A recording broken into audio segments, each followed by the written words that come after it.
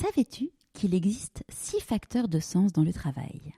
6 facteurs essentiels pour se sentir bien, être engagé, motivé et performant. Je t'invite à faire le diagnostic de chacun de ces indicateurs et découvrir en quelques minutes ton plan d'action pour retrouver du sens dans ton travail. Tu trouveras le lien sur la page d'accueil du site pourquoipasmoi.co. Deviens qui tu es depuis toujours, c'est une phrase de Jung, ce psychiatre suisse que j'adore, que je cite très souvent dans mes transmissions. Et cette phrase, elle est tellement puissante. C'est deviens qui tu es, mais alors le depuis toujours. Ça, c'est la touche finale. Et pour moi, la réussite, c'est ça, c'est d'arriver à recontacter sa nature profonde, ce fameux talent. Pourquoi on s'est incarné là dans cette vie, qu'est-ce qu'on a à y faire, et le faire. Parce qu'il y a des gens qui sentent ce pourquoi ils sont faits, mais après il y a des freins. La vie nous met des freins, il y a notre histoire, plein de raisons assez connues. Il y a la psychologie, mais pas que. Et de pouvoir dépasser ça, traverser les peurs notamment, et répondre au pourquoi pas moi, tu vois. Bienvenue sur Pourquoi pas moi. Je suis Charlotte Desrosiers, la fondatrice de Pourquoi pas moi. Pourquoi pas moi, c'est un podcast avec des témoignages sans coupe, des véritables coulisses de ceux qui ont osé écouter leur petite voix et qui ne le regrettent pas. C'est un bilan de compétences, nouvelle génération, trouver ma mission de vie et écouter ma petite voix, finançable à 100% avec votre CPF. C'est un livre. Et si je changeais de métier, redonner du sens à son travail. C'est le TEDx, je n'ai plus peur du dimanche soir. Et c'est une newsletter hebdomadaire. Pourquoi pas moi? L'invitation à écouter ta petite voix. Je suis heureuse de vous présenter aujourd'hui Gwenaëlle. Gwenaëlle a fait 10 ans de marketing dans l'univers agroalimentaire et en parallèle de son travail, elle a décidé de se lancer pour reprendre ses études et devenir psychologue. La vie lui aura envoyé un joli cadeau mal emballé avec un licenciement brutal, mais aujourd'hui, je peux vous dire que Gwenaëlle est à sa place. Elle est psychologue, clinicienne, psychothérapeute, auteure et formatrice. Je ne vous en dis pas plus, je vous souhaite la bienvenue dans l'univers de Gwenaëlle Percio. Bonjour Gwenaëlle. Bonjour Charlotte. Est-ce que tu pourrais nous parler de l'objet que tu as choisi pour te présenter, s'il te plaît? Alors, j'ai choisi une petite statuette en cuivre qui vient du Pérou, que j'ai achetée il y a 10 ans à peu près, lors d'un voyage. Et en fait, c'est une Pachamama. Alors, ce qu'on appelle la Pachamama chez les Indiens, c'est la terre-mère, qu'on appelle aussi Gaïa. Donc cette petite statuette, je l'aime beaucoup. Elle me suit depuis. Elle est toujours visible en fait chez moi.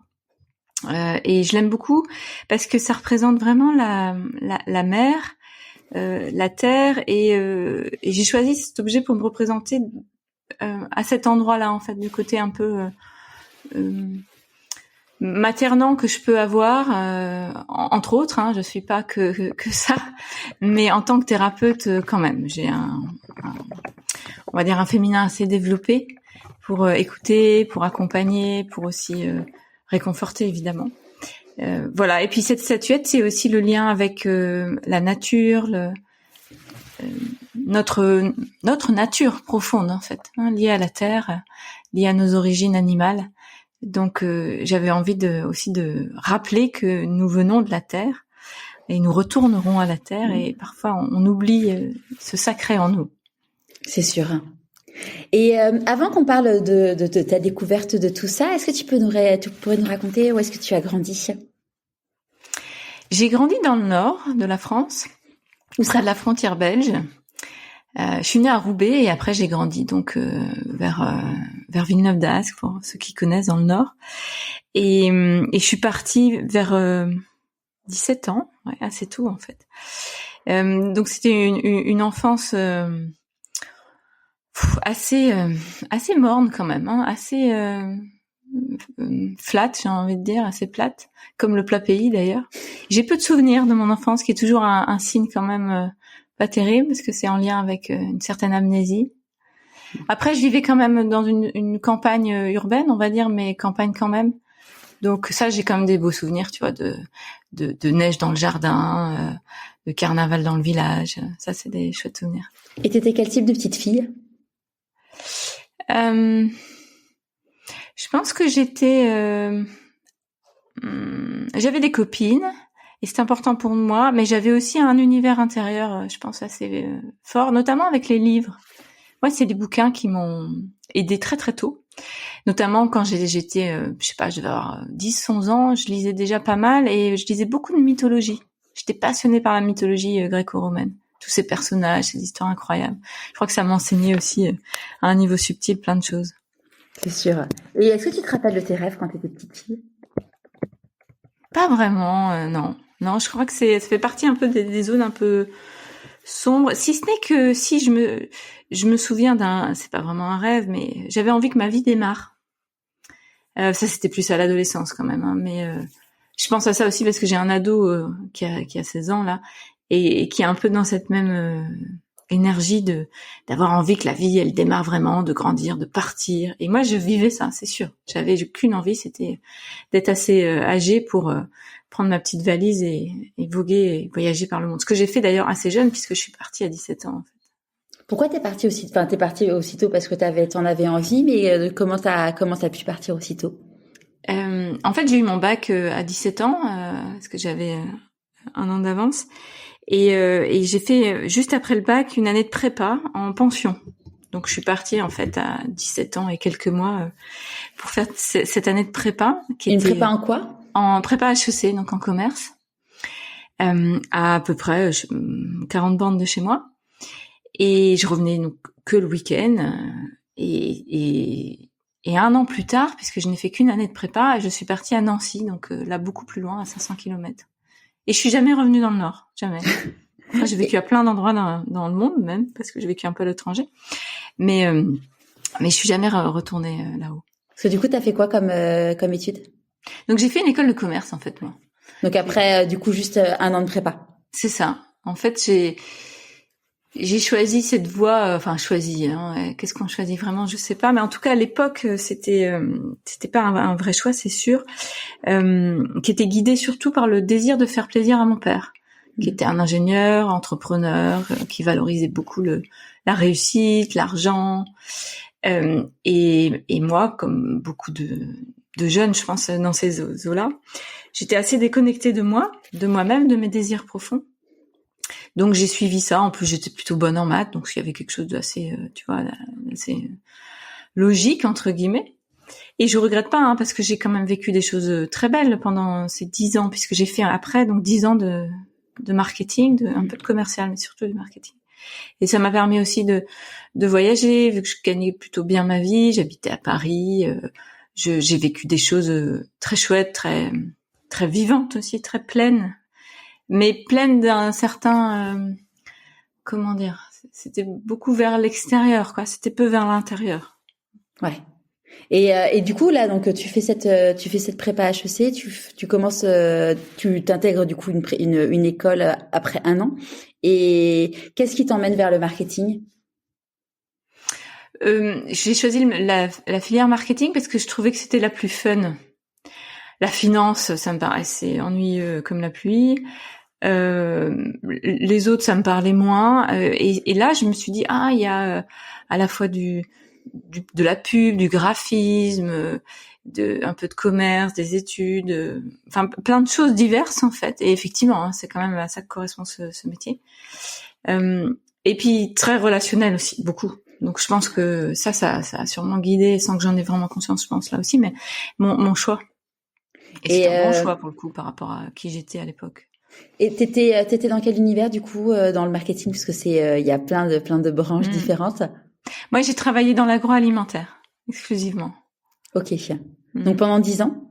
Pendant 10 ans, j'ai fait des boîtes, des grosses boîtes comme on dit. J'ai travaillé un peu chez Danone, chez Kellogg's, chez BN Delacre, et j'ai terminé avec vers chez moi, là où j'habite maintenant, à Lyon, avec les compotes maternes. Donc tu vois, que de l'agro, que de la grande distrib aussi. Donc un univers quand même assez sympa. C'est quand même sympa de faire du marketing sur des produits comme ça. Et t'es tombée, enfin t'es une grande fan d'agroalimentaire, ou c'est plus le hasard qui t'a guidée là et après t'es restée dedans? Je sais pas s'il y a un lien, tu vois, j'y avais jamais réfléchi avant, mais quand j'avais 20 ans, j'avais des sacrés problèmes avec l'alimentation.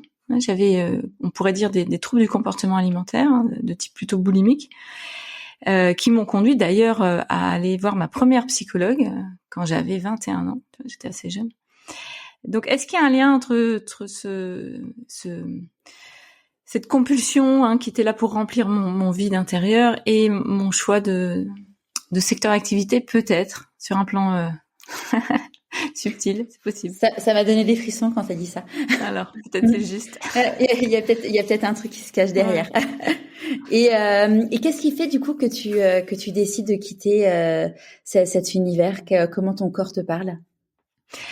Alors, j'ai décidé déjà de reprendre des études de psycho alors que j'étais encore en exercice. Hein. T'avais quel âge?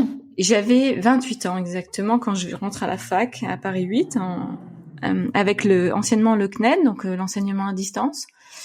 Et j'ai fait mes 7 années de fac de psycho à distance comme ça avec cette fac. Parce que je travaillais, en plus après je suis tombée enceinte, j'ai eu mes enfants, donc je pouvais pas aller en fac en présentiel.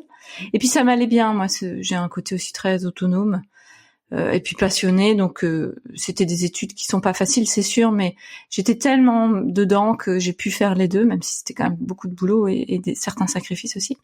Quel sacrifice? Ah bah j'avais pendant toutes ces années. Je faisais quand même pas beaucoup d'autres choses que de bosser pour mon boulot de salariat, bosser pour mes études et m'occuper de mes gamins quand même, mais pas autant que j'aurais voulu, tu vois. Et puis c'est tout, quoi. C'était un peu une vie de dingue. Tu as combien d'enfants? J'ai 2 enfants qui sont ados maintenant. Ok. Et qu'est-ce qui t'a amené à dire je vais reprendre mes études? Eh bien, c'est d'aller moi-même en thérapie, en fait. La première psy que j'ai rencontrée, donc quand j'étais toute jeune, je me souviens très bien être sortie de son cabinet et de me dire waouh, quel métier, quoi. Donc j'en étais pas encore à me dire je ferais ça, mais d'avoir eu un peu une espèce d'éclair de conscience sur ce métier que je ne connaissais pas, parce que moi dans ma famille la psychologie c'était pas du tout un sujet. Et puis j'ai jamais cessé d'être en thérapie depuis. Donc j'ai après continué différentes formes de thérapie, et plus je travaillais sur moi, plus je découvrais ce métier, ce champ-là qui était donc nouveau pour moi, plus je le trouvais passionnant. Et en fait il y a eu une étape assez maîtresse, c'est que j'ai fait une formation en PNL qui est très à cheval pour moi entre mon ancienne vie et ma vie d'après, ma vie actuelle maintenant de psy. Et parce que la PNL, c'est quand même très ancré sur le concret, sur la communication, donc ça sert à plein d'endroits et notamment en entreprise. Et j'avais décidé de faire de la PNL pour régler mes problèmes de régulation émotionnelle, parce que j'étais quand même assez écorchée, donc émotionnellement fragile. Et on m'avait parlé de cette technique-là, je me suis dit tiens, je vais aller un peu plus loin que juste mes séances de psy, je vais aller me former. Au début, un peu, tu vois, par curiosité. Et puis alors là, je suis un peu plongée, je suis tombée dans la marmite, comme dirait Obélix. Puisque j'ai découvert non seulement la psychologie, la relation d'aide, l'accompagnement, et puis aussi des personnes qui exerçaient, avec qui je pouvais parler, tu vois, comme tu parles entre stagiaires, de ce qu'ils font. Et là, je me dis, mais en fait, ce métier est vraiment, vraiment formidable. Et c'est comme ça qu'après, j'ai décidé de m'inscrire à la fac, et un jour, je suis devenue psychologue. Donc à 35 ans. Ouais. Donc du coup là tu te dis OK, tu te formes à la PNL, tu dis waouh, c'est incroyable. Finalement, tu décides de t'inscrire en fac de psycho. Comment réagit ton mari, ton entourage? Ouais, ça c'est une bonne question. Merci. Mais au début, je pense que le père de mes enfants, il a pas vraiment Ah non, c'est pas encore le père de mes enfants, puisque qu'est-ce que je dis, j'étais encore à Paris en fait. J'étais à Paris, j'avais pas d'enfant, puisque mon premier enfant je l'ai eu à 30 ans, tu vois, donc j'étais en 3e année de licence quand j'ai eu mon premier. Et le père de mes enfants, je l'ai rencontré peu de temps avant.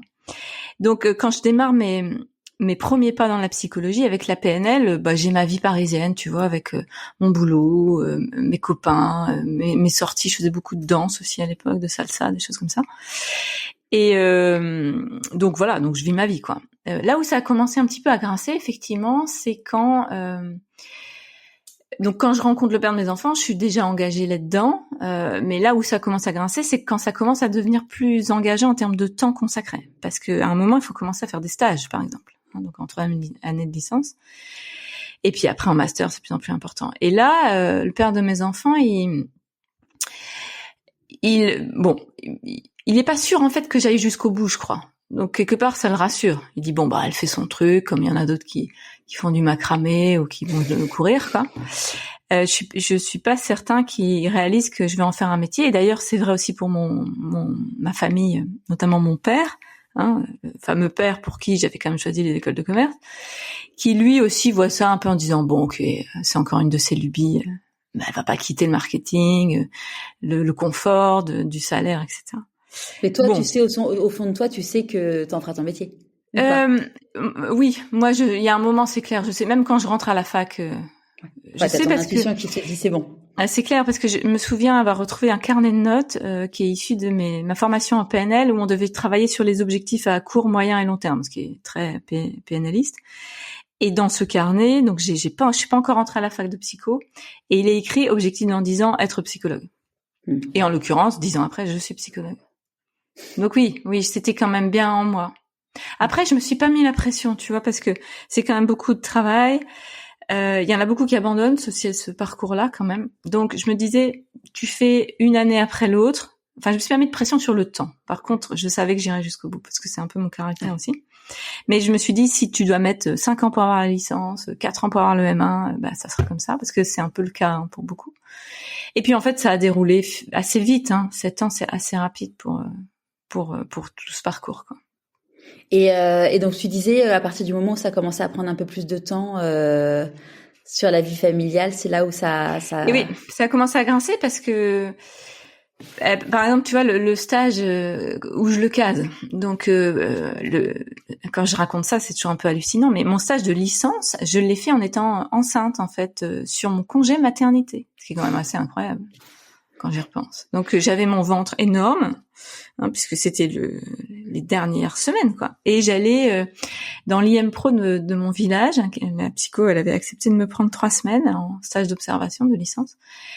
J'étais avec les jeunes et mon bide énorme.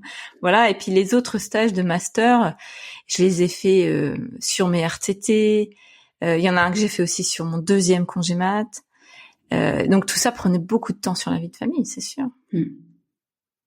Et du coup, si tu dis le père de tes enfants, j'imagine que vous êtes plus forcément ensemble. Non, et donc on s'est séparés en 2012, donc il y a 10 ans. Donc on s'est séparés 1 an après que j'ai mon diplôme. Donc lui, le pauvre, quelque part, il a supporté entre guillemets, dans les 2 sens du terme. Tout ça dans les années où c'était quand même le plus difficile, parce qu'après, moi, mon début de nouvelle carrière, c'est quand même globalement bien passé. J'ai rapidement trouvé du boulot et après ça a roulé, quoi. Et d'ailleurs, on peut peut-être faire un petit focus sur le couple, si t'es d'accord, parce que c'est un vrai sujet dans les changements de vie, le fait que les couples aient du mal à tenir. Enfin, je ne sais pas s'il y a un chiffre qui existe là-dessus, mais voilà, c'est soit on devient soi et on se rend compte que la personne en face, finalement, elle est pas alignée avec qui on est. Soit c'est la personne en face qui se dit finalement, cette personne, elle est plus faite pour moi pour différentes raisons. Moi, je l'ai vécu cet été, et c'est vrai que ça. Enfin, alors il y a des couples. La bonne nouvelle, c'est qu'il y a des couples qui tiennent parce qu'ils s'étaient déjà. Enfin voilà, l'alchimie était déjà là avant. Mais est-ce que, qu'est-ce que t'en penses toi de tout ça? Moi c'est assez clair. Je me suis mis en couple avec le père de mes enfants pour des projections, comme on fait toujours, parce que j'avais besoin d'un homme qui soit stable. Là où moi j'étais quand même assez instable, mais on était et on est toujours tellement différents en fait. Donc on s'est rencontrés. Oui, ce que j'ai pas dit, c'est qu'on s'est rencontrés dans mon ancienne vie, c'est-à-dire qu'on travaillait dans la même boîte.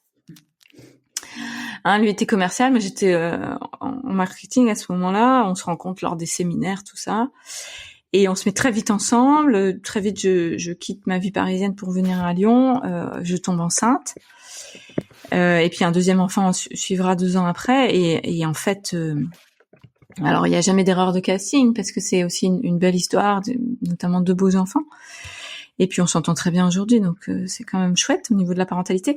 Mais par contre, par rapport à qui je suis vraiment et qui il est vraiment, bon, il y avait peu de choses en commun. Donc, en plus, tu rajoutes à ça mes années d'études et ma reconversion dans un univers qui non seulement ne connaissait pas, mais en plus qui l'effrayait.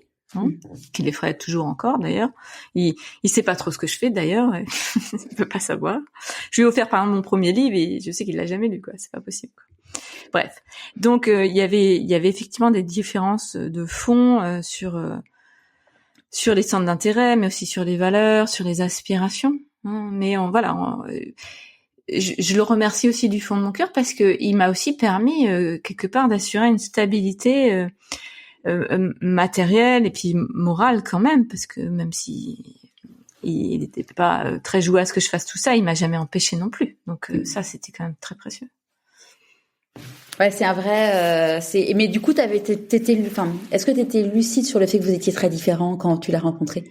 Ah non, pas du tout. Ouais. Bah non, c'est les phénomènes de projection, bien sûr. On rencontre la rencontre d'un couple, ça se fait sur un niveau plus inconscient que conscient. Enfin, en tout cas, les jeunes couples. Après, c'est différent pour la deuxième partie de vie. Enfin, espérons, puisqu'on a normalement un peu grandi en conscience et en capacité à voir ce qui nous drive.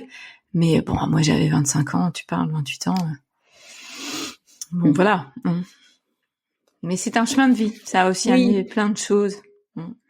Et puis, ça m'a permis, donc, pour revenir à cette reconversion, vraiment, quand même de faire quelque chose qui était quand même pas si simple, parce que quand je regarde avec recul ce que j'ai pu faire, d'ailleurs on me le renvoie souvent, on me dit mais comment t'as fait pour faire tout ça? En fait la réponse c'est je sais pas. Je pense que j'étais aussi un peu beaucoup même dissociée, c'est-à-dire que j'étais assez coupée de mes émotions, un peu en mode robot, pilote automatique, et j'ai déroulé ces années d'études tout en bossant, tout ça. En étant assez coupée de mes émotions et d'ailleurs de mes enfants. J'étais une mère, moi les premières années de mes enfants, j'étais quand même pas beaucoup là physiquement, mais psychiquement pas beaucoup non plus. Voilà, je me suis rattrapée plus tard, mais j'étais un peu, si tu veux, j'étais dans plein de mondes différents. Souvent, je dis que j'avais une vie un peu schizophrénique à l'époque parce que je faisais mon boulot de marketing, qui était quand même assez dans des milieux assez superficiels. Le midi, par exemple, alors tout le monde allait déjeuner, moi je restais sur mon PC et je faisais mes devoirs parce que on avait plein de devoirs à rendre, des trucs. Et après à 14h, je reprenais mon boulot de marketing, tu vois. Enfin, j'étais dans des univers tellement différents. Et d'ailleurs, comment ton entreprise, ils ont réagi au fait que tu suives cette formation? Alors, quand je suis arrivée à Lyon, en fait, mon dernier job en marketing, c'était donc à Lyon, chez Materne. Et donc j'y suis restée 4 ans ou 5 ans, je sais plus. Donc t'avais déjà commencé. Donc j'avais déjà commencé. Donc tu penses bien que je l'ai pas forcément dit à l'entretien d'embauche, mais rapidement ils s'en sont rendus compte parce que forcément j'avais besoin aussi parfois de poser des jours, tu vois, pour les regroupements, les examens et tout. Une fois que j'ai signé mon CDI, parce que d'abord j'avais eu un CDD, donc là je disais trop rien. Mais une fois que j'ai signé le CDI, franchement j'étais assez décontractée.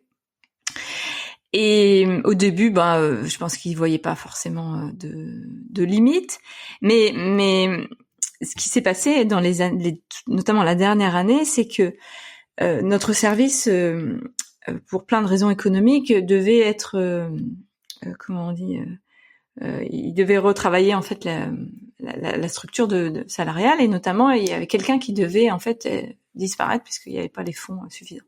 Et on était 4 chefs de produits à l'époque.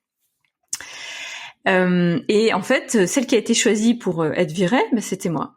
Ce qui était en fait une très bonne nouvelle, puisque la fin de l'histoire de cette première carrière, c'est que je me suis fait licencier. Ce qui était absolument la meilleure chose qui pouvait m'arriver. Parce que je suis partie avec le chômage, en plus un chèque assez confortable que j'avais réussi à négocier. Et puis plutôt que je n'avais espéré en fait, parce que je pensais faire mon M2 en 3 ans, et en fait finalement j'ai pu le faire en 2 ans grâce à ça.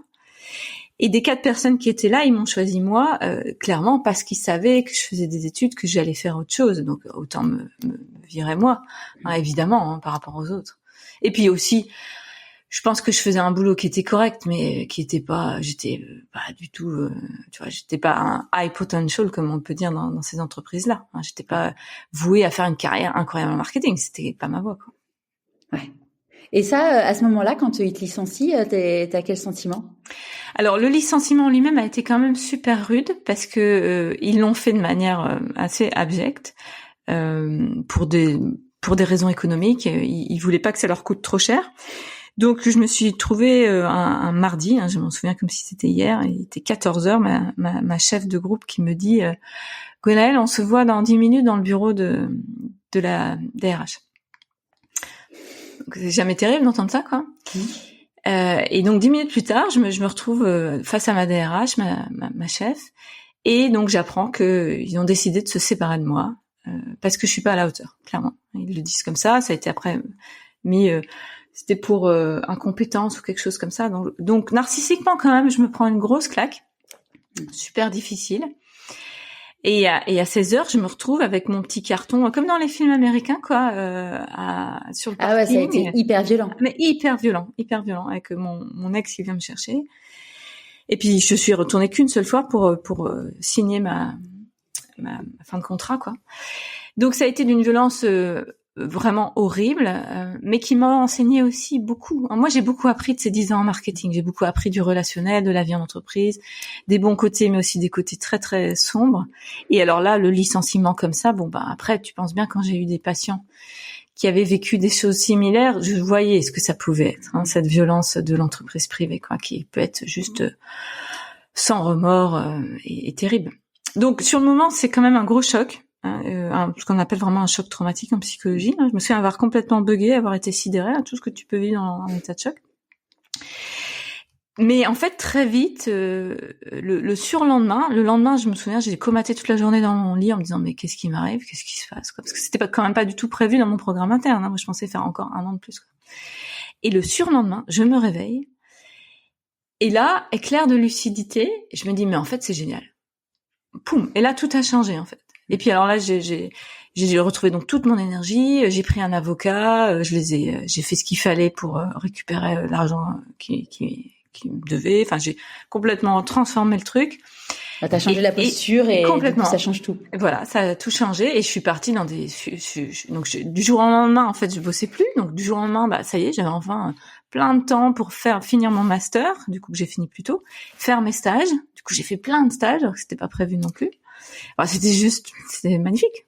Ouais. Tout ça avec l'assurance financière derrière. Enfin, donc merci la vie, quoi. C'est ce dont je parle beaucoup dans le livre. D'ailleurs, c'est la fonction des épreuves. Sur le moment, tu te dis mais c'est horrible. Mais en fait, c'est tellement de sens. Il y a un mot, il y a quelque chose que je surlignais dans ton livre. Tu disais que en chinois, l'idéogramme c'est de crise. Ça veut dire à la fois danger et à la fois opportunité. Et oui. Je trouve ça hyper un beau clin d'œil. Oui, je le rappelle souvent en fait ça, que ce soit mes patients ou dans des conférences, parce que l'être humain est naturellement câblé pour voir le négatif. C'est notre cerveau qui est fait comme ça pour la survie. On le sait, c'est depuis la nuit des temps dans la steppe africaine à l'époque, il fallait d'abord voir le danger. Et notre cerveau, il est toujours comme ça. Donc on voit d'abord le problème. Par exemple là, je me fais virer comme une malpropre. Waouh, tu peux te dire c'est la fin du monde. Et d'ailleurs mon ex l'a vu comme ça. Sur le moment, pour lui, c'était la catastrophe, quoi. Bon, mais en fait, moi rapidement, je me dis mais en fait c'est la meilleure opportunité qui pouvait m'arriver. Et ça c'est vrai pour beaucoup de choses. Alors après, il y a des drames de la vie où il va falloir quand même beaucoup de temps pour arriver à voir le beau dans l'horreur ou le sens dans le non-sens. Mais là, ça va. Enfin, c'était un licenciement, tu vois. Personne n'est mort, quoi. Pas non plus un drame, on va dire, de vie, mais sur un plan émotionnel quand même, ça a été rude. Ouais. Mais ça, c'est un truc, je parle beaucoup dans le podcast. J'ai vraiment découvert ce concept de ce que je sais pas si tu la connais, Christine Michaud. Non. Qui est québécoise et Christine, elle appelle ça les cadeaux mal emballés de la vie et je trouve ça très joli et en effet moi je sais que maintenant dès que il m'arrive quelque chose de pas cool je me dis en fait il est où le cadeau et parce qu'en effet il y a toujours un cadeau derrière le burn-out. Il y a eu un magnifique cadeau qui est qu'on ne serait pas en train de se parler aujourd'hui et en effet il y a des situations quand on a la tête dans la situation, dans la crise, on s'en rend pas forcément compte, mais tu vois, moi je vois, même si la séparation, j'ai eu un vrai choc post-traumatique suite à la séparation parce que ça a été très violent. en fait, je savais qu'il y avait le soleil derrière. Alors, il y a encore des nuages, mais quand t'as compris ça et que tu l'imprègnes vraiment et qu'au fur et à mesure des jours, tu t'essayes de voir toujours le positif partout. Et en tout cas, c'est bon, être conscient qu'il y a du négatif, mais chercher le positif, ça change la vie, hein. Absolument, hein. C'est voir qu'au fond du tunnel, même si celui-ci est parfois très sombre, très long aussi, hein, très éprouvant, eh bien, il y a la lumière, hein. Moi, j'utilise aussi beaucoup la métaphore du soleil. Pour moi, on est tous des soleils. À partir du moment où on est vivant, ça rayonne en fait, hein. Parfois, c'est difficile parce que on va vivre des choses tellement dures qu'on croit que le soleil ne brille plus, hein. Ça peut être comme une éclipse qui peut effectivement rendre le réel très sombre, très noir, très très très dur à plein d'endroits. Mais en fait, c'est une illusion de croire que le soleil ne brille plus. Il est toujours là derrière.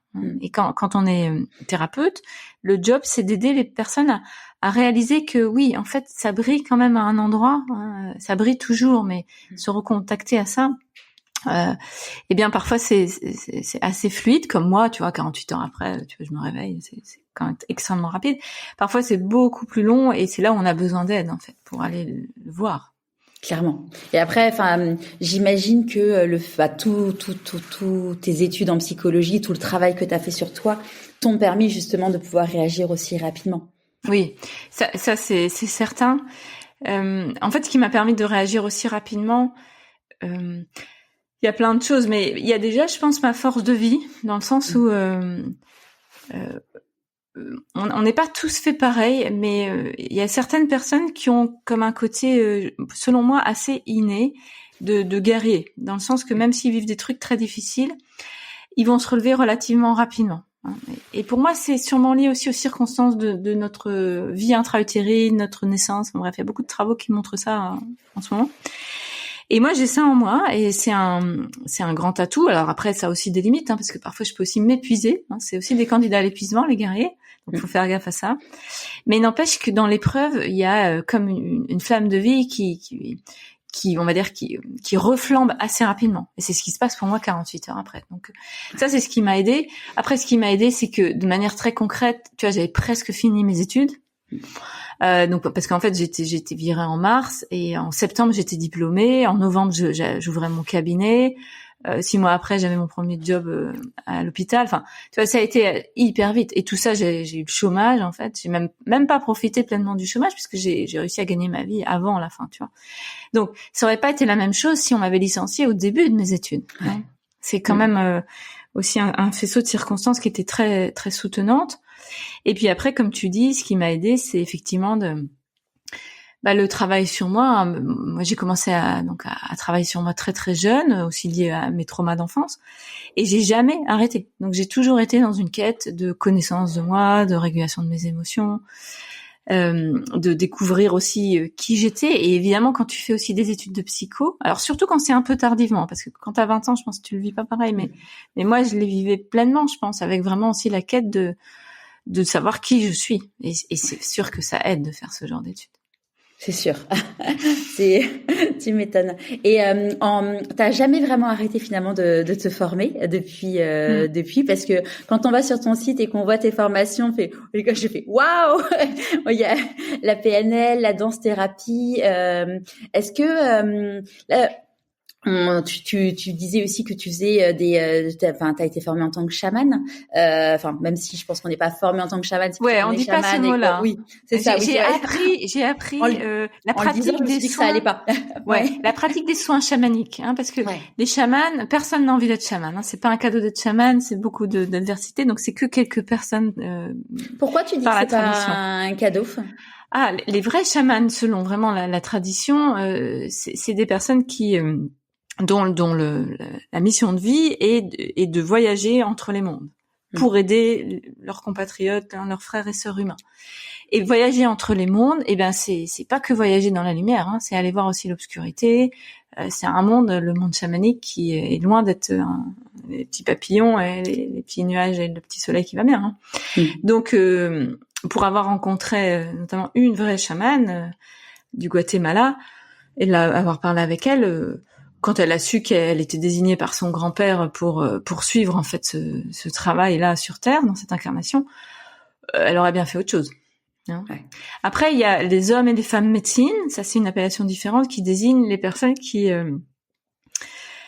ont des capacités pour soigner les gens avec cette approche-là. Mais c'est pas pour autant encore des chamans pour moi. Les chamans, ils sont très rares. Puis après, t'as les thérapeutes qui s'intéressent à tout ça et qui sont sensibles à ça, ce qui est mon cas. Moi, j'ai fait effectivement des formations. Du coup, je m'ouvre à ce plan-là. Je pense que j'ai des perceptions qui m'aident, mais je reste très humble là-dessus parce que c'est on va dire, c'est quelque chose qui me nourrit à plein d'endroits, mais comme le reste, hein, comme l'attachement, comme la psychologie énergétique et tout ce que j'ai pu faire effectivement, parce que t'as raison, j'ai jamais arrêté. Ouais. C'est toujours en cours d'ailleurs. Oui, en fait, j'ai l'impression que à partir du moment où tu mets un pied dedans, dans toutes ces, dans le développement personnel, il y a tellement d'approches que du coup, c'est difficile. Enfin, il y a une grande curiosité qui fait qu'on n'a jamais envie d'arrêter. Ben, ça dépend des tempéraments. Hein.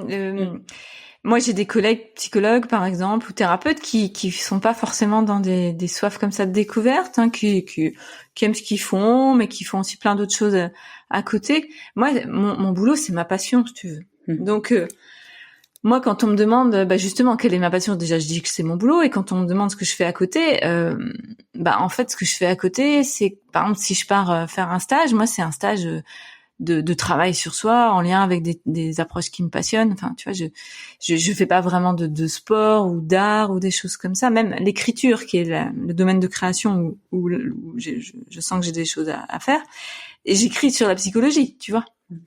Donc, c'est surtout la passion, en fait, moi, qui m'amène à être tellement là-dedans. Et comment le vivent entre guillemets tes confrères parce que la psychologie ça peut c'est un côté cartésien, pas potentiellement tout ce qui est chamanisme ou danse thérapie on s'écarte un peu des codes. Comment c'est perçu? Oui, et puis ce qui m'intéresse aussi beaucoup depuis quelques années, c'est tout le champ de ce qu'on appelle la psychologie transpersonnelle.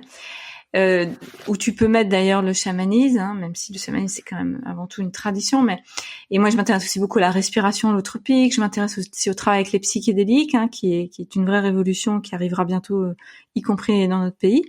Donc tout ça c'est des approches effectivement qui peuvent paraître assez flyées, hein, assez perchées pour des psychologues ou des médecins plus classiques. Quand j'étais à l'hôpital, puisque j'ai dû arrêter mon travail à l'hôpital il y a 1 an et demi maintenant, mais j'étais perçue effectivement comme un peu atypique. J'étais pas la psychologue classique, déjà parce que je faisais de l'EFT, de la psychologie énergétique, hein, une technique un peu étrange quand t'es médecin, où tu tapotes des points d'acupuncture pour aider les gens. Donc déjà là, je sortais un petit peu du lot. Et puis alors quand il a été su, parce que je n'en parle pas ouvertement, mais forcément quand on me demande où j'ai passé mes vacances et que je dis que j'ai passé 10 jours à faire un stage de chamanisme, bon, ça éveille une certaine représentation de moi. Là, effectivement, j'ai pu basculer sur une catégorie un peu étonnante. Mais moi, j'ai toujours eu la chance d'avoir des collègues plutôt ouverts, plutôt tolérants, ou en tout cas suffisamment gentil, correct pour ne pas être dans un jugement. Moi, j'ai contrairement à d'autres, hein, parce que c'est pas vrai pour tout le monde, hein, je crois que peut-être énergétiquement, j'ai dû attirer des gens plutôt cool, et j'ai jamais dû défendre, tu vois, ma manière d'être ou de faire. Ça a toujours été très très cool. Et ton entourage personnel, le fait que tu t'éveilles à tout ça, comment ils ont réagi? En fait, dans l'amitié, si je commence par ça, il y a des tris qui se font en fait naturellement. J'ai pas du tout les mêmes amis aujourd'hui qu'il y a 10 ans et encore moins qu'il y a 20 ans, hein, évidemment, puisqu'il y a 20 ans je faisais du marketing. Aujourd'hui, je fais de la psychologie très transpersonnelle, donc c'est juste 2 mondes très différents. Donc je pense que mes amitiés ont évolué aussi avec ça et avec des amis qui me correspondent. Et après, dans mes relations amoureuses, voilà, j'ai expliqué l'histoire du père de mes enfants, hein, qui est dans son monde et moi je suis dans le mien, mais ça n'empêche pas qu'on s'entend très bien aujourd'hui pour les enfants. Et après, mes relations amoureuses, c'est pareil, elles ont un peu suivi. Hein. Là, je suis dans une relation plus stable depuis 5 ans avec quelqu'un qui, pour le coup, partage avec moi tout ça. Donc on travaille même ensemble. Donc c'est là il y a quelque chose qui est vraiment chouette de pouvoir maintenant pas tous les endroits de ma vie, mais beaucoup d'endroits de ma vie être dans une certaine cohérence, fluidité. Il y a peu de dissonance. Ouais. Et tu disais du coup que t'as travaillé à l'hôpital, donc t'avais ton propre cabinet plus tu travaillais à l'hôpital. Donc moi j'ai mon diplôme de psy en 2011, donc tu vois ça fait 12 ans maintenant. J'ai travaillé donc en cabinet libéral jusqu'à récemment parce que j'ai voulu arrêter un moment, j'avais envie d'avoir plus de temps, donc j'ai arrêté mon cabinet physique. J'ai encore quelques patients mais très peu. Et je me suis consacrée progressivement à la formation parce que je suis formatrice aussi, j'ai un organisme de formation depuis 4 ans, à la supervision puis au stage thérapeutique. Mais ce que j'ai eu aussi pendant donc 10 ans qui était très important pour moi, c'était un mi-temps, puisque j'ai donc pendant 10 ans fait mi-temps libéral, mi-temps institution, donc à l'hôpital. J'ai travaillé 10 ans en fait en psychiatrie puis adulte au CHU de Saint-Étienne. D'abord en CMP et puis après dans les services d'hospitalisation complète. C'est quoi les CMP ? Les CMP, c'est les centres médico-psychologiques. C'est des centres de consultation, on dit ambulatoires, c'est-à-dire dans la ville où tout le monde peut venir consulter. D'accord. Et après j'étais en hospice, donc c'est vraiment des patients avec des troubles plus graves. Et j'ai adoré ce travail que donc j'ai fait avec beaucoup de passion pendant donc presque une décennie. Et en fait, j'étais obligée d'arrêter puisque j'ai refusé de me faire vacciner en septembre 2021. Et donc j'ai été virée du jour au lendemain, et c'est toujours le cas puisque les suspendus sont toujours interdits d'exercer. Ça fait 18 mois. La France reste le dernier pays au monde à ne pas avoir réintégré les suspendus. Donc ça, c'était un vrai travail de deuil parce que j'aimais tellement mon travail qu'il a fallu beaucoup de mois. C'est d'ailleurs aussi pour ça que j'ai écrit ce dernier livre. C'était ma perte de sens à moi, en fait, cet arrêt de travail forcé. Et écrire, comme on le sait, ça a beaucoup de vertus de régulation émotionnelle, de mise en sens, de prise de distance et de réajustement. Donc ça m'a beaucoup aidée. Là maintenant, je pense que le plus gros du deuil est derrière moi, mais je reste quand même très attachée à la psychiatrie, aux patients qui ont des troubles mentaux importants, et je sais que j'y retournerai un jour, pas tout de suite, parce que j'en ai profité à nouveau. La fonction de la crise, c'est que j'en ai profité là depuis 1 an et demi pour faire plein d'autres choses. Donc à nouveau, il y a toujours un sens à l'adversité, mais un jour j'y retournerai. C'est très très important pour moi. Ouais. Tu disais, ce que je te disais hors micro, c'est que je nage beaucoup, et en nageant, j'écoute le podcast Métamorphose, et je me suis retrouvée avec plus d'épisodes en stock. Du coup, j'avais déjà écouté ton épisode avec Anne, et je me suis dit, bon, c'est pas grave, je vais te réécouter une deuxième fois. Et t'avais abordé une métaphore que je trouve très jolie, du fait de dire que quand on change de vie, c'est comme si on est, il y a le trapèze et qu'il faut sauter pour attraper le trapèze. Oui, et il y a un endroit d'incertitude entre les deux, parce qu'il va falloir sauter. Et le trapèze, il va pas tout de suite être dans nos mains. Donc on vit cet entre-deux qui est évidemment très inconfortable, voire même parfois inquiétant, voire même terrifiant. Quand on vit un licenciement, par exemple, le mien, franchement, ça a été très vite dans le retournement, mais pour avoir accompagné beaucoup de gens dans des cas de souffrance au travail, ça peut être vraiment des descentes aux enfers. Et puis toutes les épreuves, le divorce, parlons pas de la perte de quelqu'un, toutes circonstances très adverses. Il y a ce moment d'incertitude. Et le cerveau humain déteste l'incertitude. Comme j'ai dit tout à l'heure, on est fait pour voir ce qui est source de danger, et on est là aussi pour trouver ce qui peut nous rassurer, donc ce qui est prévisible. Le cerveau humain va toujours chercher dans son environnement à mettre du sens au milieu du non-sens. D'ailleurs, c'est la grande fonction des religions pendant jusqu'à récemment, parce que quand même beaucoup déserté les religions. La religion avait cette fonction de donner du sens à des choses qu'on comprenait pas. Par exemple, pendant longtemps, on pensait que les éclairs, c'était la colère de Dieu. Donc, il faut mettre du sens au niveau symbolique, il faut mettre du sens aussi avec les autres. En étant avec les autres, on met du sens à l'adversité. Ça, c'est très important. Et quand tu vis donc ce moment-là, là, entre les deux, tu lâches, mais t'as pas encore le trapèze, eh bien, quand t'es dans une grande imprévisibilité, typiquement quand on perd ton job, tu sais pas encore ce que tu vas faire demain, hein, ou quand même si tu l'as pas perdu volontairement, mais que tu décides d'arrêter, hein, que tu fais une rupture conventionnelle ou une démission, mais tu sais pas encore où tu seras demain. Waouh! Et c'est là où il faut être soutenu par les autres. C'est là où il faut retrouver aussi, selon moi, une confiance dans plus vaste. Hein. C'est là où je trouve quand on a une spiritualité incarnée, c'est-à-dire pas qui soit vraiment dans la matière, ça nous aide beaucoup. Avoir foi, hein, la fonction de la foi là aussi. Ouais, foi en la vie et se dire que ça va bien se passer. C'est ça. Ouais. C'est ça, et qu'on est capable, on peut y arriver, qu'on ait ce soleil en fait, qu'on a tous un soleil particulier que moi j'appelle le talent, hein, et c'est pas forcément des trucs incroyables, hein, mais on a tous un talent singulier, une capacité. Ça peut être écouter les autres, ça peut être créer des objets ingénieux, ça peut être très bon pour la régulation des conflits ou plein d'autres choses, et de découvrir ça. Et donc parfois c'est grâce à une épreuve. Et de le mettre dans la matière, dans le réel, pour moi, c'est le grand sens des épreuves. Ouais. Ça m'a fait sourire parce que donc là, t'as écrit un livre qui s'appelle Traverser la perte de sens chez Erol, et dans la conclusion, tu dis qu'on est tous une personne exceptionnelle. Et j'ai fait un TEDx en mai dernier et qui s'appelle Je n'ai plus peur du dimanche soir. Et je conclus pareil en disant voilà qu'on est tous une personne exceptionnelle et que justement quand on est aligné avec qui on est, quand on sait pourquoi on est là, quand on connaît ses talents, quand on découvre sa zone d'ombre, qu'on l'accepte et que du coup ça laisse passer la lumière, ça nous permet de réveiller cette personne exceptionnelle qu'on est, parce qu'on est tous en effet exceptionnels. Absolument. Et moi d'avoir travaillé 10 ans donc en psychiatrie avec des gens très abîmés évidemment, qui eux sont loin d'adhérer à ce qu'on vient de dire, tu vois, ils diraient plutôt mais non, la vie elle est juste terrible et je suis juste rien. Et bien d'accompagner des personnes qui sont dans des telles difficultés, moi ça m'a vachement appris sur ok, au milieu vraiment du noir, eh bien il va falloir trouver un début de lumière, quoi.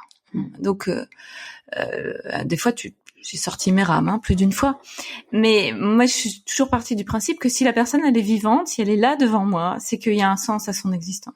Et pour avoir en plus travaillé beaucoup avec des personnes suicidaires, donc qui voulaient partir, mais qui étaient face à moi, donc manifestement ça ne marchait pas. Et ben c'est qu'il y avait un sens en l'occurrence par exemple à l'échec des tentatives de suicide. Dire ok, si vous êtes toujours là, c'est qu'il y a un sens. C'est quoi le sens, si quelqu'un est chrétien, par exemple, je vais dire, si Dieu ne veut pas de vous, comme j'ai dit une fois de manière très émouvante à une patiente, c'est qu'il y a quelque chose à trouver dans la signification, dans le sens, dans la valeur en fait, à votre présence sur cette terre. Et ça, des fois, alors c'est pas miraculeux, mais on va dire que ça permet de changer d'énergie, de passer du grand désespoir à ok, il y a peut-être un petit truc, quoi. C'est ça, quelque chose qui s'éclaire. Exactement. Ouais. Ça me fait penser à 2 de mes invités du podcast qui ont essayé de se suicider. Je pense à Anne Cazobon, que tu connais peut-être, qui est d'ailleurs chamane maintenant. Et Anne, elle était prête, elle était sur un quai de métro prête à sauter. Et en fait, il y a quelqu'un qui lui a parlé. Et cet homme lui a sauvé la vie. Je sais plus ce que cette personne lui a dit, mais ça lui a sauvé la vie parce qu'en fait, elle s'est dit non, en fait, je saute pas. Et donc elle a pris en main le parcours de sa vie. Et je pense aussi à Philippe Croison, que tu connais sûrement, qui a traversé la Manche sans bras et sans jambes. Ah oui. Et Philippe, il a essayé de se suicider. Donc il était sans bras, sans jambes. Il a essayé de se suicider, mais il s'est bourré la gueule. Et sauf qu'il dit déjà marcher avec des prothèses c'est compliqué, mais bon, se bourrer la gueule c'est encore plus compliqué. Il avait prévu de sauter dans une rivière parce qu'il s'est dit au moins je vais couler direct avec ses prothèses. Et puis en fait il a cherché le courage entre guillemets dans l'alcool. Et en fait, il est sorti de sa voiture et en fait, il est tombé directement. Il a pas réussi à se relever, donc il a pas réussi à tomber dans l'eau. Et bon, aujourd'hui, voilà, Philippe, il a plus que rebondi, c'est le cas de le dire. Et c'est un message formidable d'espoir parce que, absolument. Ouais. Mais oui, l'espoir. L'espoir, c'est vraiment pour moi, la symbolique de l'espoir, c'est la flamme. Et donc, je parle souvent de ça, de la flamme intérieure, qui parfois, effectivement, est toute petite. Hein. Mais à nouveau, si on est vivant, elle existe. Donc, comment on va vraiment attiser cette petite flamme par petites choses. Hein. Par exemple, quand tu es en grande dépression, c'est insupportable d'entendre que la vie, elle a du sens, qu'il y aura forcément un moment que ça ira mieux. Il y a des moments où tu peux pas entendre ça. Donc, dans ces moments-là, quand tu accompagnes, eh ben, t'es à côté, hein, et tu consoles, comme dit Christophe André, qui a écrit un magnifique bouquin qui s'appelle La Consolation, et qui dit, hein, de son expérience de psychiatre, qu'il a appris un peu sur le tard à quel point, en fait, le principal, c'était jamais les mots ou les techniques, c'était être à côté d'eux, hein, être au chevet d'eux. D'ailleurs, la psychologie clinique, par exemple, clinique, ça veut dire être au chevet d'eux, hein, et d'être juste là. Et ça, en fait, ça va attiser la flamme, hein, petit à petit. Et à un moment, on mettra peut-être des mots. À un moment, on cherchera des solutions concrètes, hein, mais en respectant tellement finement et respectueusement, voilà, ce temps, en fait, psychique. Ouais. Comment t'écoutes ton intuition? Mon intuition s'est beaucoup développée en devenant psy. Pas tant, évidemment, par les formations, hein, on imagine bien, mais par l'exercice de mon métier, avant tout. Et puis aussi par le travail sur soi, d'aller à la rencontre de mes zones sombres, hein, de pouvoir les accueillir le mieux possible, de les traverser, et ainsi faire effectivement de la place pour autre chose, de l'énergie, de la lumière, de l'intuition. Et aujourd'hui, je vois que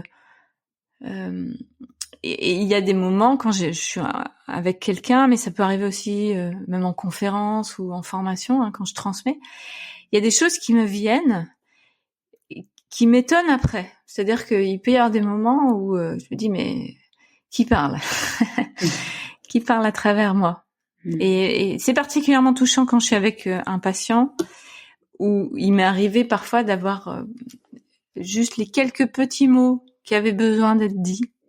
Et ça, c'est des instants juste magiques, hein. C'est des instants de flow, hein, vraiment le flow qui est vraiment cette fluidité, en fait, de l'instant où on est juste au bon endroit, et où le bon geste, le bon mot, parfois c'est juste le regard, hein, qui est exactement parfait par rapport à ce dont a besoin la personne. Et ça, je trouve ça tellement... déjà, c'est merveilleux. Enfin, je m'ébahis à chaque fois de ça. Et puis, l'autre vertu de ce développement de l'intuition, qui pour moi, en fait, surtout de l'alignement, c'est que c'est tellement plus reposant. Tu vois, moi, je me souviens, mes premières formations, j'étais quand même assez stressée, parce qu'évidemment, tout ce qui est nouveau et stressant, par définition. Et là, je vois bien, quand j'ai à transmettre, quel que soit le cadre, une fois que j'ai fait le minimum de préparation pour être voilà, logistiquement pas stressée, après, en fait, je sais que ça va aller, que j'ai en fait cette aide qui vient d'ailleurs, qui va être présente. Si, par exemple, j'ai une question difficile, par exemple, quand je fais une conférence, je peux être stressée des questions qui pourraient me mettre, tu vois, là, à un endroit inconfortable. Je suis un peu stressée, mais pas longtemps, parce que je me dis, mais en fait, t'inquiète, les mots vont te venir. Et ça, mais du coup, je vois bien que je fais mon métier de manière beaucoup plus reposante qu'avant. Je sais que ça va venir, en fait. La plupart du temps, hein. Parfois je peux aussi bugger, évidemment. Mais tu restes humaine. Voilà, mais évidemment. Comment tu célèbres tes réussites? Comment je célèbre mes réussites? Je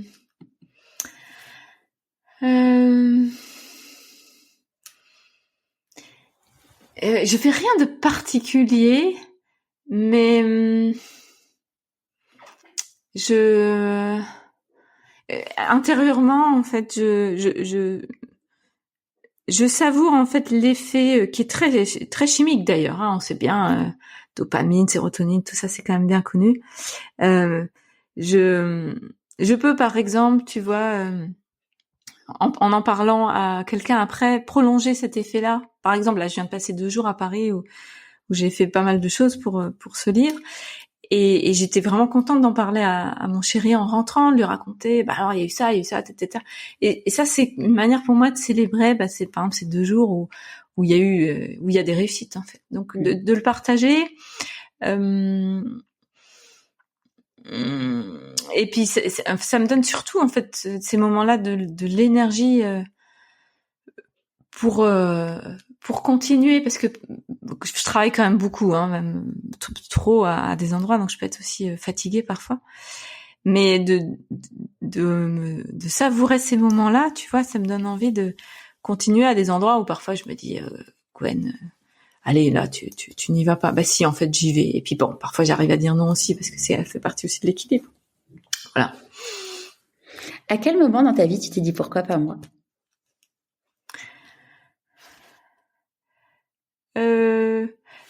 Je prends un exemple très très récent. Hier matin, j'ai fait un enregistrement en direct dans une radio. J'avais jamais fait ça.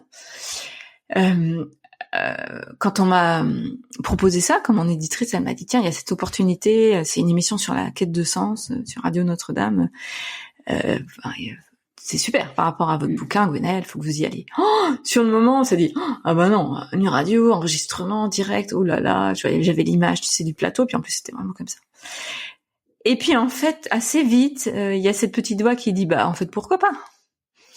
Hein, tu rappelles-toi, ma chérie, dans ces moments-là, je prends soin de moi. Tu as eu exactement la même réaction la première fois que tu as dû faire une conférence en public, la première fois que tu as dû animer une formation, la première fois que tu étais devant un patient, etc. Assez rapidement, ça c'est à mon avis, je pense aussi mon petit côté guerrier, engagé. Je me dis, mais en fait, pourquoi pas moi, hein, y a plein de gens qui y arrivent. Tu vois, plein de choses comme ça. Sur des petites choses. C'est quoi pour toi la réussite? La réussite, c'est être, devenir ce qu'on est depuis toujours. Alors, deviens qui tu es depuis toujours, c'est une phrase de Jung, hein, ce psychiatre suisse que j'adore, que je cite très souvent dans mes transmissions. Et cette phrase, elle est tellement puissante. Hein. C'est deviens qui tu es, mais alors le depuis toujours. Ça, c'est la touche finale. Hein. Et pour moi, la réussite, c'est ça, c'est d'arriver à recontacter sa nature profonde, ce fameux talent, ce pourquoi on est là. Moi, je parle aussi du mandat d'incarnation. Pourquoi on s'est incarné là dans cette vie, qu'est-ce qu'on a à y faire, et le faire. Hein, parce que il y a des gens qui sentent ce pourquoi ils sont faits, mais après il y a des freins. Hein, la vie nous met des freins. Il y a notre histoire, plein de raisons assez connues. Il y a la psychologie, mais pas que. Et de pouvoir dépasser ça, hein, traverser les peurs notamment, et répondre au pourquoi pas moi, tu vois.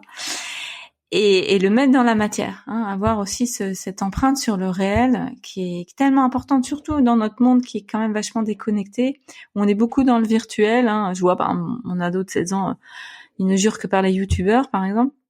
Bon, il y a des choses intéressantes là-dedans, mais aussi comment est-ce qu'on peut être aussi vraiment dans la matière, quoi, parce que nous sommes des êtres incarnés. Et pour moi, la réussite, c'est dans cette incarnation accomplir ce pourquoi on est fait, ce pourquoi on est descendu, hein, parce que moi j'ai vraiment une vision que nous sommes des êtres avec une âme, hein, qui vibre de vie en vie à l'intérieur de nous, et qu'à chaque incarnation on descend pour faire quelque chose de précis. Et pour moi c'est ça la réussite. Qu'est-ce que tu penses que la petite Gwenaëlle de 6 ans dirait si elle te voyait aujourd'hui? Bah déjà elle serait étonnée, elle dirait oh waouh, tout ça. Parce que des fois, je m'étonne moi-même, mais vraiment de manière assez humble. Hein. C'est vraiment un étonnement en disant, c'est quand même assez... Ou quand les gens me disent, ah bon, mais vous avez fait tout ça? Et des fois, je réalise, je dis, ah ouais, c'est vrai, j'ai quand même fait pas mal de trucs. Et en même temps, tu vois, quand je les ai fait les années après l'une après les autres, tu vois, ça me paraissait pas ouf, comme dirait mon fils. Donc, elle serait déjà étonnée, tu vois, de ce que j'ai pu faire alors que j'ai que 46 ans. Donc, je me dis, waouh, qu'est-ce qui va encore se passer après? C'est génial, c'est excitant. Et puis, je crois que une autre chose qui me vient, tu vois, c'est de se sentir moins seule, hein, de se dire, parce que je me suis quand même sentie très seule pendant mon enfance. Et la petite Gwenaëlle, de me voir être là où je suis aujourd'hui, elle dirait, waouh, puisque selon un espace quantique, en fait, tout est le même instant, de dire, en fait, je suis triste et en même temps je suis joyeuse. Hein. Je suis seule et en même temps je suis si accompagnée. Hein. Elle sentirait ça. C'est ça que je lui enverrais aussi, que je suis avec elle. Dans la vie, on dit que quand on fait des choix, il y a des renoncements. C'est quoi pour toi les renoncements?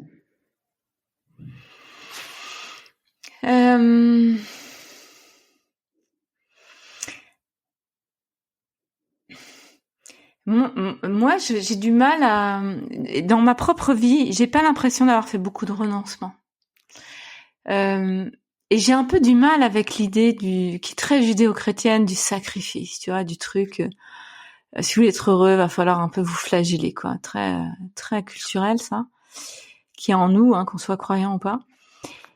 Moi, j'ai plutôt une vision que si on croit que on perd quelque chose, c'est une croyance. C'est-à-dire que c'est un peu une illusion.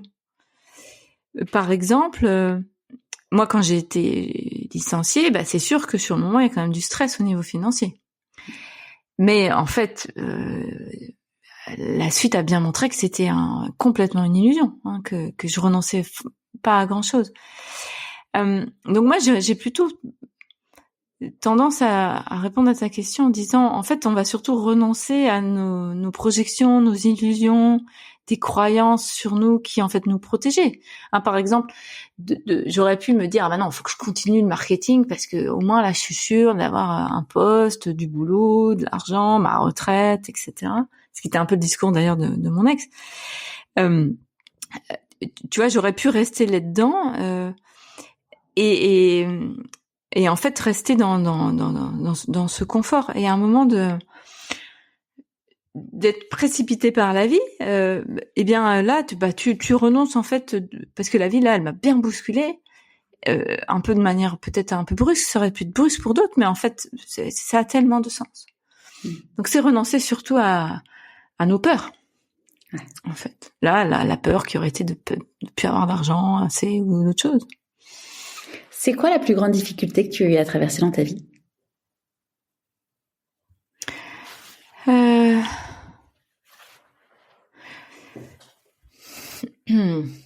La plus grande difficulté, le plus grand défi, moi, que m'amène la vie, je pense que c'est la parentalité. C'est d'être mère, vraiment. Et c'est ce qui m'a fait le plus grandir. C'est ce qui continue à me faire le plus grandir. Puisque moi, j'ai eu une maman qui était quand même pas très bien psychologiquement, anxieuse, dépressive, et qui est décédée prématurément. Moi, j'avais 16 ans. Et puis un père qui était pas là. Donc être parent, tu vois, pour moi, c'était quand même un sacré défi. Mais je suis devenue quand même mère assez jeune, hein, à 30 ans, alors que j'aurais pu la renoncer à ça, tu vois, et être dans mes peurs. Mais ça a été des claques énormes de devenir mère. C'est mes plus grandes angoisses, c'est lié au fait d'être maman, et ça l'est encore aujourd'hui. Et pour moi, c'est le vrai défi, en tout cas de mon existence. Hein. Pour d'autres, ça peut être l'amour, qui a pas été simple non plus pour moi, mais là-dessus, je pense que j'étais plus aidée. Mais je sais que dans mon mandat d'incarnation, il y a ce que j'ai à faire dans mon boulot, mais il y a aussi à être une meilleure mère pour moi, symboliquement, et à travers mes enfants, que ce que j'ai pu avoir dans mon début de vie là, dans celle-ci, et dans d'autres incarnations. Et puis à travers ton boulot aussi, soigner des mamans. C'est ça. D'où la petite statuette, tu vois, de la Pachamama dont je te parlais au début, bien sûr. Ouais. C'est quoi, au niveau professionnel, tes plus grandes peurs?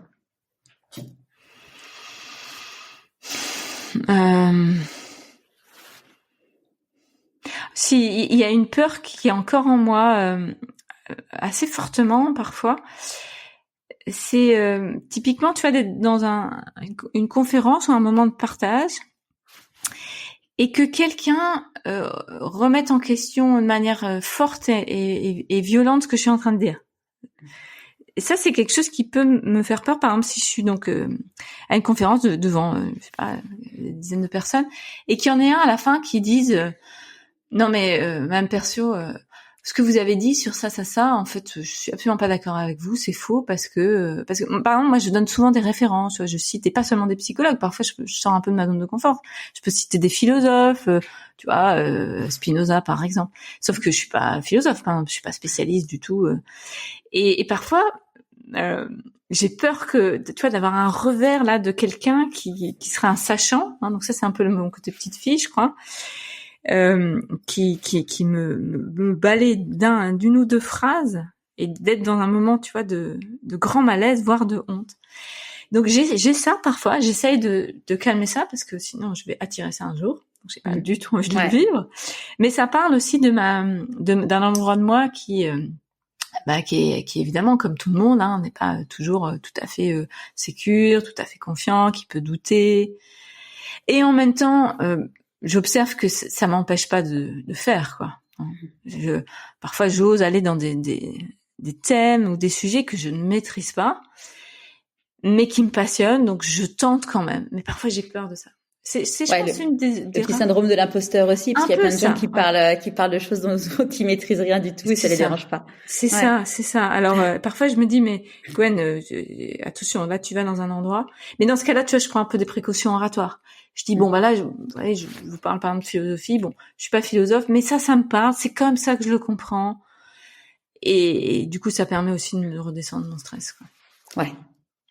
Je crois que c'est une peur qui est encore là. Après, j'en vois pas trop d'autres parce que j'ai tellement observé, tu vois, depuis 10 ans, depuis que je suis devenue psycho, que la vie est tellement généreuse avec moi, c'est fluide, les choses elles arrivent, que ça a vraiment fait grandir ma confiance en fait dans. Oui, parce que t'es à ta place. Et oui, je crois parce que je suis à ma place en fait. Donc il y a quelque chose qui est vachement plus confort, quoi. De quoi t'es la plus fière aujourd'hui?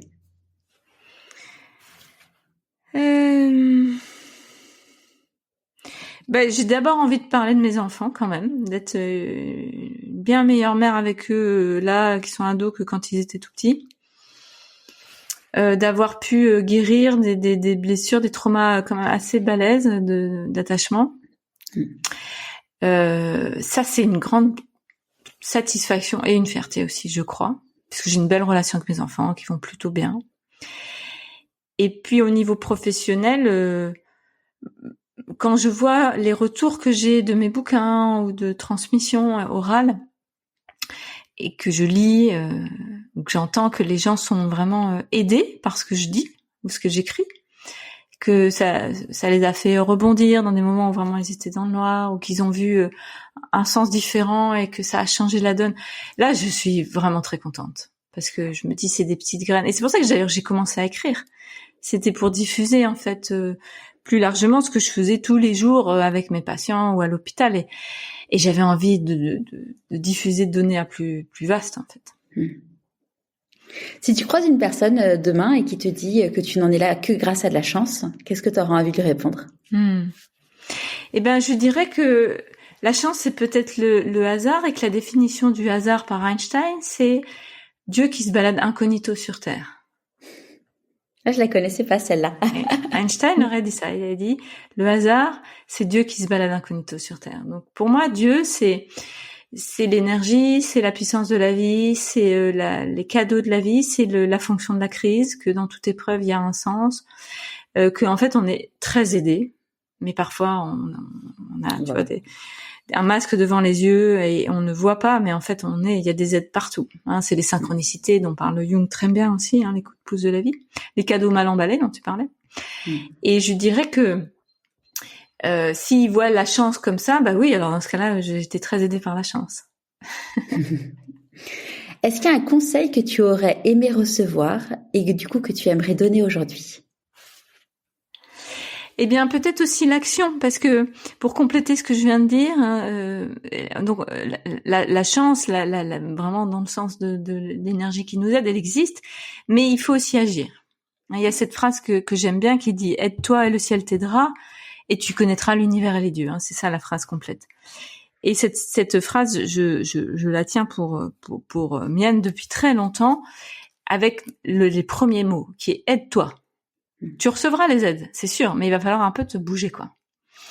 Si tu restes assis sur ton canapé, il va rien se passer. Hein. Tu peux lire de la psycho, de la philo, écouter tous les podcasts que tu veux toute la journée, mais si à un moment tu sors pas de chez toi pour être dans la matière, que ça soit, je sais pas, envoyer un CV, oser parler à quelqu'un, sortir tes baskets et courir et je ne sais quoi d'autre, le monde ne va pas changer parce que nous sommes le moteur de notre vie en fait.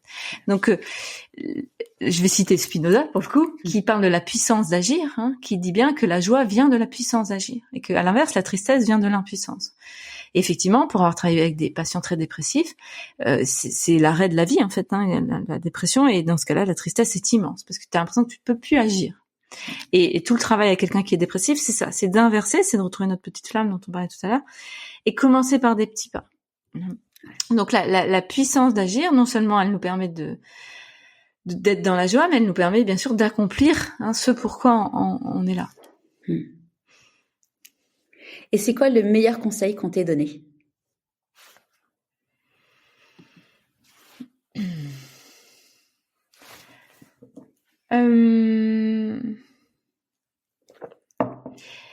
Eh bien, j'ai envie de parler de ma mère en fait, qui est partie quand j'étais jeune, mais bon, ma mère, elle me parlait pas beaucoup, mais elle incarnait quand même une force en fait. Elle n'a pas eu le temps de le faire, mais elle avait des ambitions. Elle était infirmière, ma mère, puis après cadre, et je sais qu'elle, ça m'émeut de parler d'elle. Elle aurait voulu aller plus loin. Elle voulait fonder notamment une clinique avec des médecins. J'ai découvert ça après sa mort. Et elle avait, même si la vie en a décidé autrement, elle avait envie de faire des choses en fait. Et je crois que d'avoir vécu avec cette maman ces 16 années, ça m'a imbibée de ça. Je pense que elle m'a donné ça en fait, qu'il va falloir, et je suis très émue ça doit s'entendre, de parler d'elle, que la vie c'est quand même une sacrée aventure, que c'est chouette d'avoir des ambitions, c'est chouette d'avoir des désirs, c'est d'aller de l'avant, c'est pas de rester assis sur son canapé. C'est une femme très dynamique et en même temps prise par la dépression. Il y avait une grande ambivalence en elle, mais il y avait aussi une force en fait, une force de vie qu'elle m'a donnée en fait, et que j'ai toujours en moi. C'est quoi tes prochains défis?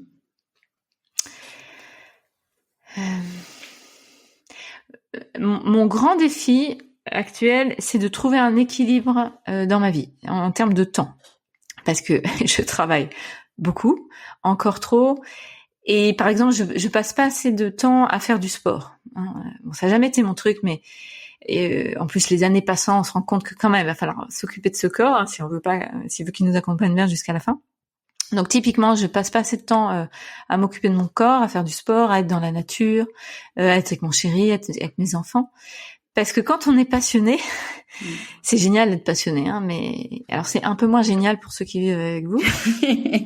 C'est très dur de vivre avec des passionnés, je crois.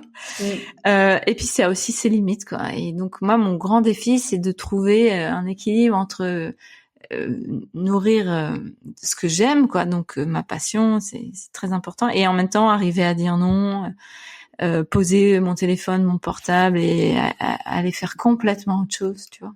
Ça j'y suis pas encore.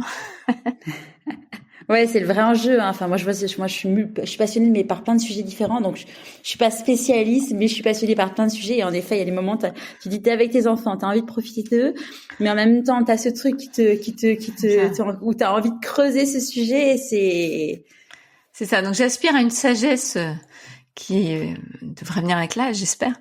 Et puis, sinon, il va falloir que je la développe pour, être plus posée quand même. Oui, puis le sport, c'est arriver à trouver le sport qui te fait du bien et qui fait que t'as envie après d'y aller, quoi. C'est ça. Petit challenge. C'est ça. C'est mon grand défi.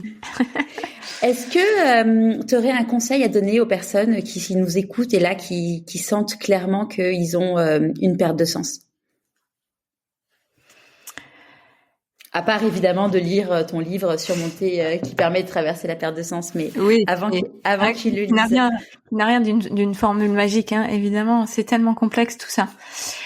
Ce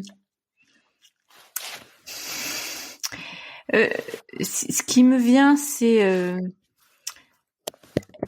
développer une curiosité envers soi-même, envers toutes ces tous ces soubresauts de la vie, hein, et y compris les plus difficiles, hein, qu'on n'a pas forcément envie de creuser forcément, mais d'aller. Et c'est pour ça aussi que j'ai écrit ce livre. Hein. S'il peut susciter ne serait-ce qu'une curiosité en se disant tiens, ce que je vis, c'est peut-être pas que pourri. Il y a peut-être un truc à comprendre dans l'épreuve. Si déjà il y a ça, tu vois, qui peut arriver au niveau du conscient chez certaines personnes, je serais super contente. Et après, bien sûr qu'il y a 1000 choses. Hein. Il y a la vertu du petit pas, hein, de la première action. Il y a la vertu de la relation, hein, qui est un atout absolument essentiel dans notre vie. Il y a aussi la foi en plus vaste, hein, la confiance aussi en plus grand, la spiritualité va aussi là, et plein d'autres choses. Mais s'il y avait un premier petit pas, ça serait ok. Si ce que je vis a une vertu que peut-être je peux absolument pas voir maintenant parce que je suis trop dans le noir, mais que je me fais un peu le pari que plus tard je la verrai. Ok, ça change quand même la donne. Et est-ce que, selon toi, alors, j'ai interviewé plus d'une centaine de personnes aujourd'hui. Certains ont traversé des crises, des épreuves, soit la maladie, soit un décès qui leur a fait ouvrir les yeux, mais du coup, ils ont finalement tous été un peu en choc post-traumatique et donc du coup ils se sont mis en chemin. Moi, d'ailleurs, c'est pour ça que j'ai créé Pourquoi pas moi, c'est que je pense que il faut pas attendre un accident de la vie pour se dire pourquoi pas moi et oser y aller. Qu'est-ce que tu pourrais donner comme conseil aux personnes qui justement hésitent avant même qu'un accident de la vie soit arrivé? Se rappeler que la vie elle est courte quand même. Ce que j'ai envie de témoigner aussi, c'est que moi je pense que ce qui m'a donné cette soif de vie, ce côté guerrier, c'est bon déjà je pense que c'était déjà en moi. Hein, parce que déjà adolescente, j'avais ça. Mais je crois que aussi d'avoir perdu ma mère si jeune, hein, elle avait 44 ans, ça m'a tellement imprégnée, tu vois, cette réalité que la vie, elle est courte quand même. Hein, et pour avoir accompagné des gens de tout âge, on sait bien qu'on ne se voit pas vieillir en fait. Hein, et puis un jour, on arrive, le corps, il est plus aussi fringant, il y a plein de possibilités qui ont diminué, et on se dit merde. Il est toujours temps de faire plein de choses passionnantes, hein, même sur les dernières décennies, hein, évidemment. Mais n'empêche que quand, par exemple, tu veux accomplir vraiment un gros changement de métier, une reconversion, c'est quand même plus confortable de le faire. Typiquement, c'est alentour de entre 30 et 40 que le faire à 50 ans. Hein. Donc, rappelez aussi ça, c'est une lapalissade ce que je suis en train de dire, mais que la vie, elle est courte, elle passe toujours beaucoup plus vite qu'on ne croit. Toujours, et que en fait elle est d'une richesse incroyable. Enfin moi là je vois à 46 ans j'ai déjà eu au moins 2 grandes vies, hein, et je serais pas étonnée que je découvre encore d'autres choses dans les décennies à venir. Donc c'est incroyable cette richesse. Ouais. Et au tout début de l'interview, tu disais que tu avais aucun souvenir de ton enfance, que c'était l'amnésie. Pas beaucoup en tout cas. Ouais, comment tu l'expliques, comment ça s'explique le fait qu'on soit amnésique Ah, ça s'explique très bien aujourd'hui en psychologie, et notamment la psychologie du traumatisme. On connaît en fait les mécanismes neurobiologiques qui ont lieu dans le cerveau, qu'on appelle la dissociation. En fait, quand on a vécu une enfance difficile, et quand je dis difficile, hein, beaucoup de gens pensent, il y a eu de la violence, des coups, de l'inceste, des choses comme ça, des grosses pertes. Donc ça, c'est évidemment, ça existe. Mais il y a aussi ce qu'on appelle les traumas d'omission. Hein, c'est quand il s'est pas vraiment produit des choses, mais on a surtout manqué. Donc manqué de présence parentale, manqué de câlins, manqué de compliments, manqué de soutien. En fait, hein, c'est ce qu'on appelle trauma d'omission dans le sens. Ce qui a fait traumatisme, c'est surtout ce qui n'a pas eu lieu.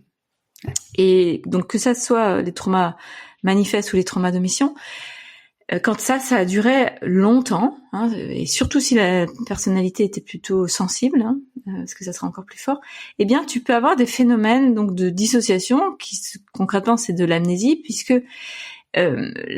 l'enfant, plus tard l'ado peut-être, peut continuer encore à l'adolescence, se protège en étant dans une zone un peu d'inconscience, c'est-à-dire que il fonctionne, hein, il est là, il va à l'école, il fait ce qu'il a à vivre dans sa vie d'enfant. Mais le vécu émotionnel en lien avec ce qu'il vit dans sa vie n'est pas là. Et c'est ce qu'on appelle la dissociation. C'est, en gros, tu fonctionnes, hein, un peu presque au radar parfois, mais l'émotion ne s'imprime pas. Et si l'émotion ne s'imprime pas, les souvenirs ne s'impriment pas. Parce que pour garder en mémoire un souvenir, qu'il soit positif ou négatif, il faut une émotion très forte. Donc c'est pour ça que, par exemple, moi j'ai un souvenir très précis du moment où on a annoncé la mort de ma mère. Parce que l'émotion était tellement forte que là, tu vois, là c'est quelque chose de très très fort. Mais pendant longtemps, parce qu'après je l'ai retrouvé grâce à la thérapie, je n'avais pas de souvenir de ce qu'il y avait eu juste après, tu vois, tous les jours qui ont suivi. Parce que mon cerveau, en fait, il a été traumatisé, évidemment. Et donc, il y a eu un afflux d'hormones qu'on connaît bien, la kétamine, la morphine, qui m'ont dissocié pour que je puisse continuer à fonctionner. En l'occurrence, aller au lycée à cette époque. Mais émotionnellement, j'étais complètement coupée. Et c'est ça qu'on appelle la dissociation. Et donc, tu peux vivre ça sur des années où, en fait, t'es là, mais t'es pas vraiment là. Mais tu peux, notamment grâce à la thérapie, retrouver. Moi, j'ai retrouvé aussi, grâce aux photos, tu vois, et puis le travail en thérapie, des choses qui sont revenues un peu à ma mémoire. Ouais. Est-ce que tu aurais un conseil de lecture à partager avec nous? Oulala, alors là, moi la lecture, tu sais, c'est encore une autre passion. Je déborde de livres chez moi. Mon chéri, il se plaint parce qu'il est obligé de construire des nouvelles bibliothèques régulièrement. Donc choisir un seul livre,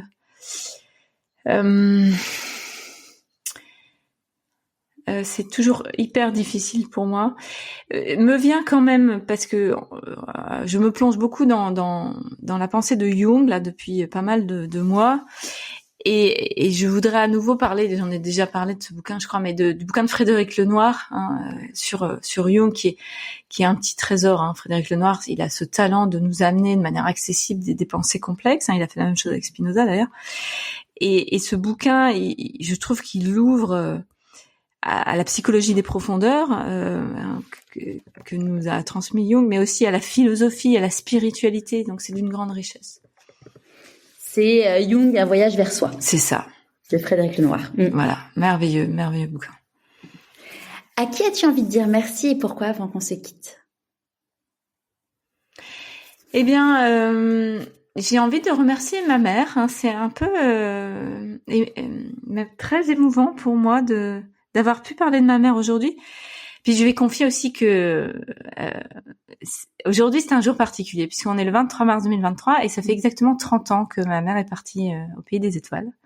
Donc c'est peut-être pour ça, tu vois, qu'elle était très présente dans mes paroles aujourd'hui, ce qui est quand même très très rare que je parle de ma maman. Donc j'ai envie de la remercier parce que elle et moi, je pense qu'avant de m'incarner, on avait fait ce contrat qu'on allait vivre ça, que ça allait être dur pour toutes les deux, mais que ça allait aussi nous faire grandir sur un plan subtil de l'âme. Et elle, là où elle est, je crois qu'elle continue son chemin. Et moi, je continue mon chemin dans cette incarnation pour être qui je suis. Merci beaucoup, Gwenaëlle. Merci à toi, Charlotte. J'espère de tout cœur que cet épisode vous aura plu. Si c'est le cas, je vous invite à vous abonner sur votre plateforme d'écoute préférée et mettre 5 étoiles et un commentaire sur Apple Podcast. Pour moi, c'est énorme. Pour continuer à suivre les aventures de mon invité et recevoir des conseils pour écouter votre petite voix, inscrivez-vous à la newsletter et suivez Pourquoi pas moi sur Instagram. Vous avez tous les liens dans les notes de l'épisode. Et évidemment, n'hésitez pas à en parler autour de vous. Je vous dis donc à vendredi pour la newsletter et à dans 15 jours pour le prochain épisode.